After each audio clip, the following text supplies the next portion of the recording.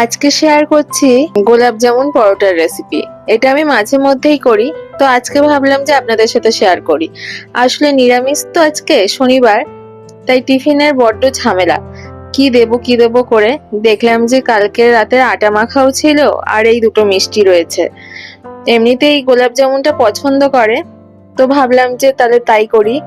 রুটি আর বা পরোটা আর গোলাপ জামুন দিলে সে খাবে না, সেটা ভালো করেই জানি। সেই জন্য একত্রিত করে এই কম্বো। আর তাছাড়া এখন তো বেশ ভাইরালও হয়েছে এই গোলাপ জামুন পরোটার রেসিপি। তো যাই হোক, দেখেছি খুব ভালোই খায়। আপনারাও দেখুন, ভালো লাগবে আশা করি। আমি একটু বড় করেই করছি, মানে দুটো লেচির সমান একটা লেচি করেছি, কারণ একটাই, দুটো দিলে সে খাবে না, একটা দিলে খেয়ে নেবে।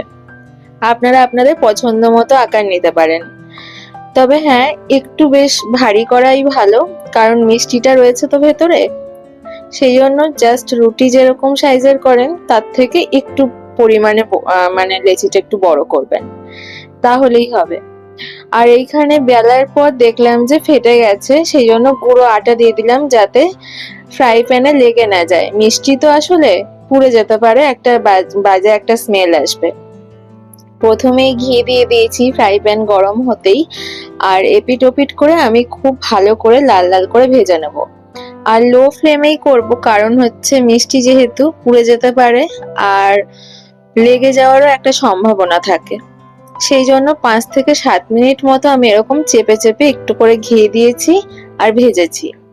খুব একটা ঘি যে লাগে তা কিন্তু নয়, ওপর থেকে জাস্ট একটু, আমি দুদিকে যেহেতু প্রথমে ফ্রাই প্যানে দিয়েছিলাম, তারপরে আর একবার থেকে দুবার মতো ঘি দিয়েছি, তাতেই হয়ে গেছে। আসলে একটু মোটা তো, সেই জন্য ভালো করে ভাজতে হয়েছে।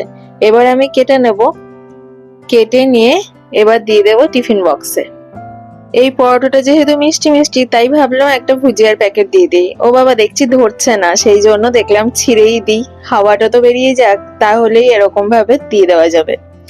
তো হয়ে গেল আমার কিন্তু টিফিন বক্স তো নয়, হ্যাপি বক্স যাকে বলে। আপনারাও কিন্তু ট্রাই করবেন, আশা করি ভালো লাগবে।